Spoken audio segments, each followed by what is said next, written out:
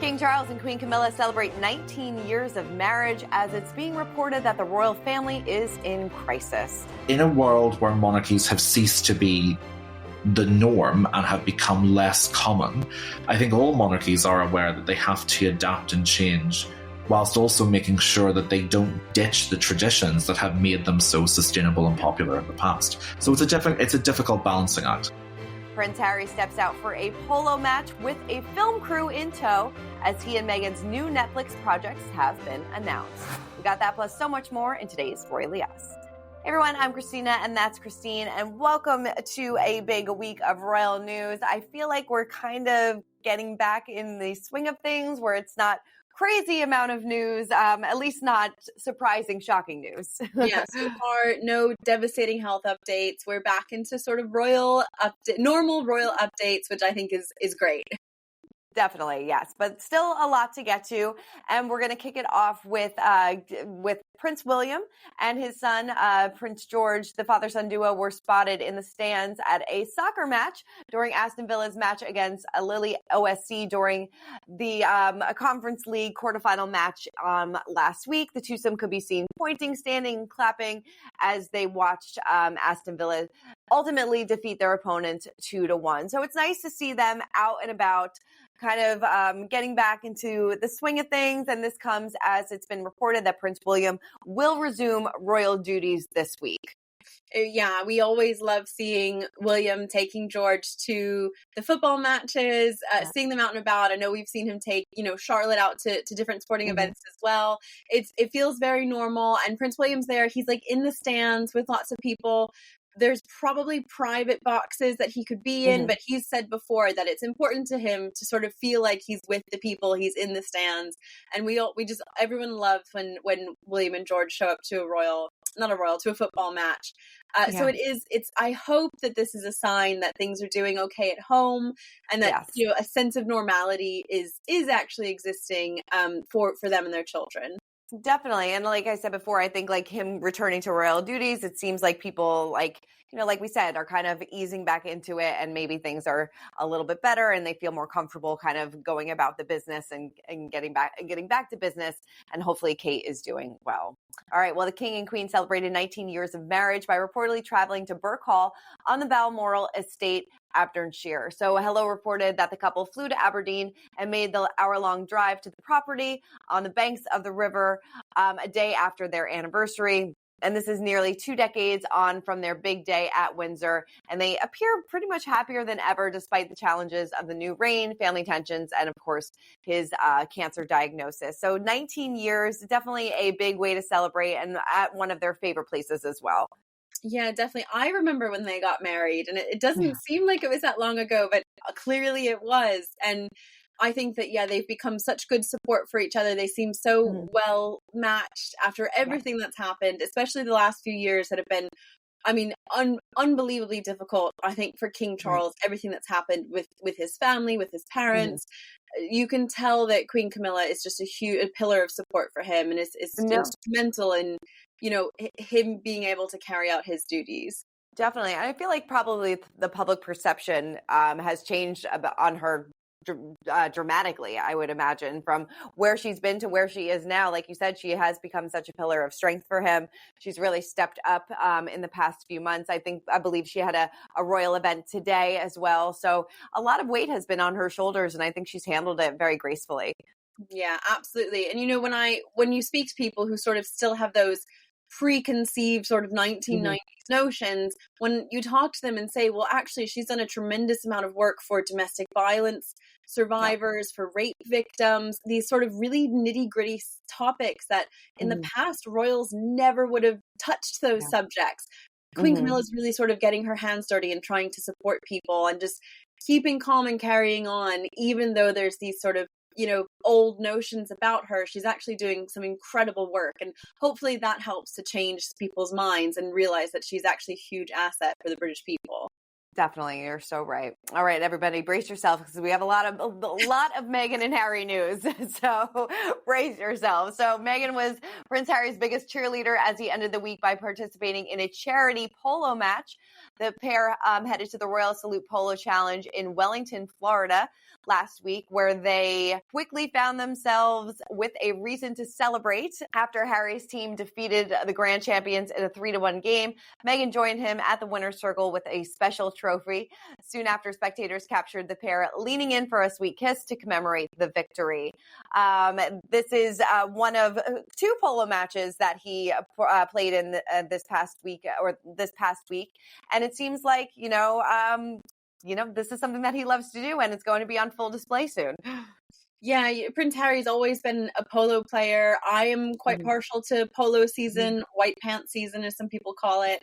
And there is a bit of sort of high society glamour to it. But this also comes as we learn of the Netflix projects that Prince Harry and Meghan have coming up. Prince Harry's diving into the world of polo, sort of giving a behind the scenes look, taking people on these polo matches. So unsurprisingly, there were some camera crews there at these recent polo matches for Prince Harry. And then Meghan, the Duchess of Sussex, is launching a sort of lifestyle cooking, entertaining show alongside American Riviera Orchard, which is interesting, exciting. I'm very, I think a lot of us really are interested to see where this goes. No, I definitely, the polo one definitely seems more docu-style, probably following not only Harry, but I'm sure his teammates and his friends. I know Nacho is one of his really good friends that was at the polo match, and we'll talk about him a little bit later. But yeah, it seems like they're kind of opening up their homes again, opening up their lives to show what they're really interested in, whether it be polo or the cooking show. And we did see that the first item from her American Riviera Orchard was sent out to some of her friends. She sent out a jar of jelly. So it seems like things are kind of getting into motion. And like you said, it's going to be interesting to see how they pivot and if people are going to respond to this. Yeah, I think that the American Riviera Orchard and the show that sort of goes alongside it has potential to be really good. Because if you think about some of our, women, we love Ina Garten and the Barefoot Contessa. Yeah. We love that Martha Stewart vibe. Martha Stewart, yeah. Even, Goop, which people don't really, you love it or you hate it. So I think this is all within that realm of sort of that very idealistic, cooking, entertaining, product line type thing that we've all, women have really responded well to in the past. Yeah. So will this help Meghan's brand? Will Meghan's brand sort of be a hindrance to this project? Again, I think only time will tell. Right. No, it's so true. Yeah, it definitely gives you that Martha Stewart, Ina Garten, maybe like even a Joanna Gaines type of vibe. Yeah. So I can see her taking this route. Like it makes sense. But like we said, whether or not people are going to gravitate towards it is yet to be seen. But I like this new step. And I feel like Netflix doesn't really have that type of show. So this definitely, I feel like, fills that void. So we'll see what happens. All right, let's spill some royal tea, keeping it on Prince Harry because he lost his bid to appeal against a high court ruling dismissing his challenge over a decision to change the level of his personal security when he visits the UK. So this is definitely a big blow for Prince Harry.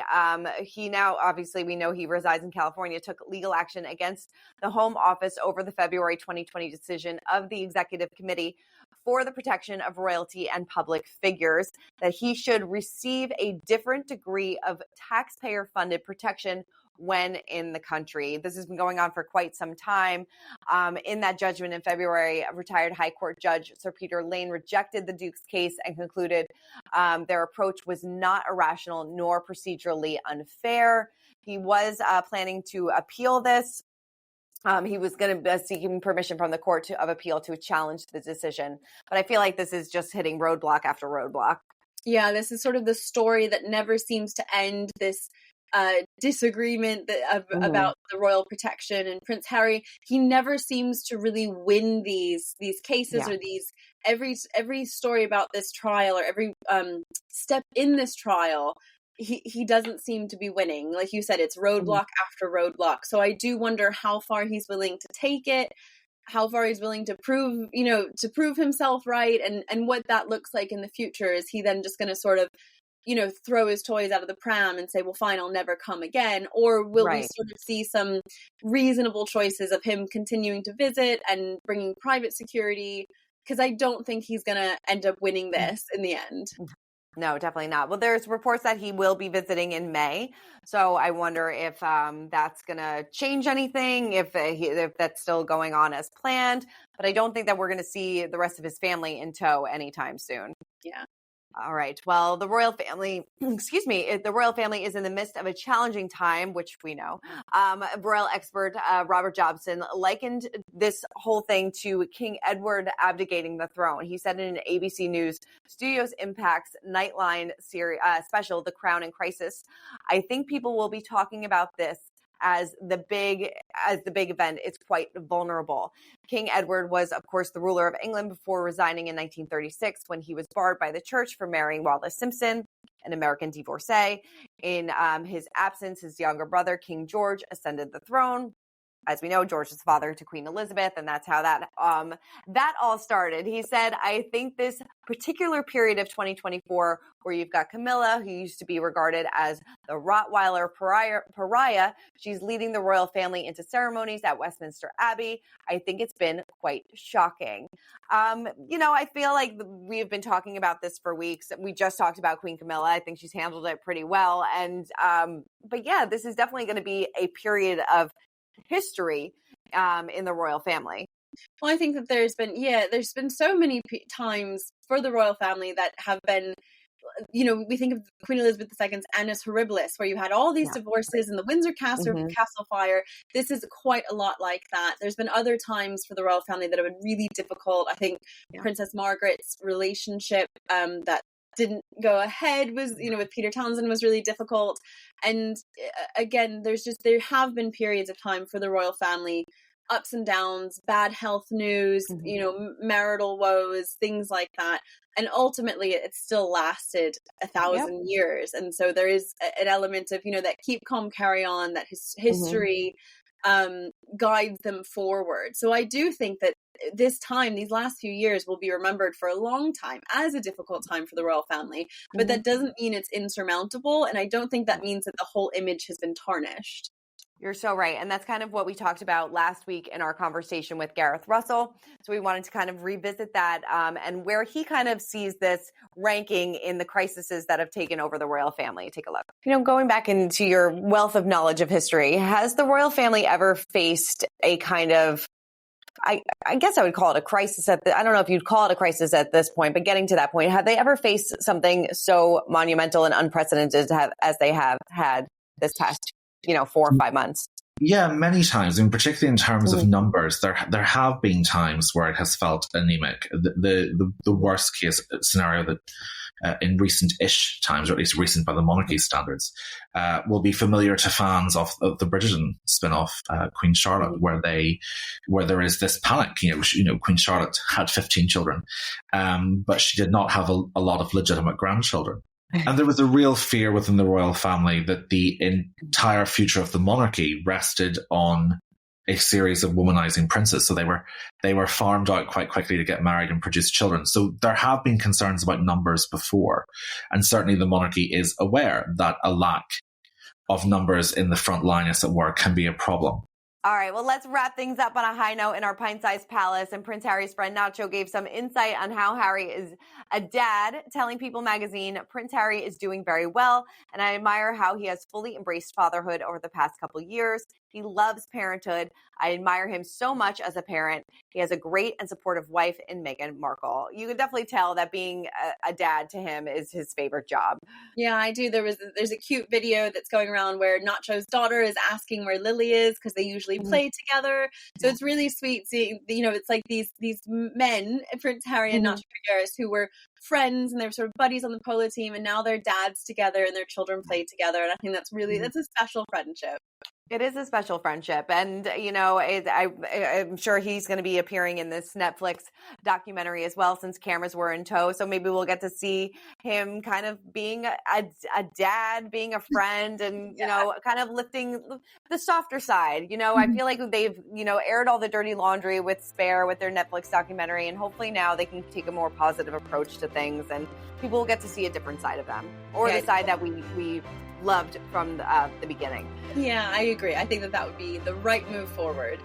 Definitely. All right. Well, that is it for this week's episode of Royally Yes. Christine, thank you so much as always.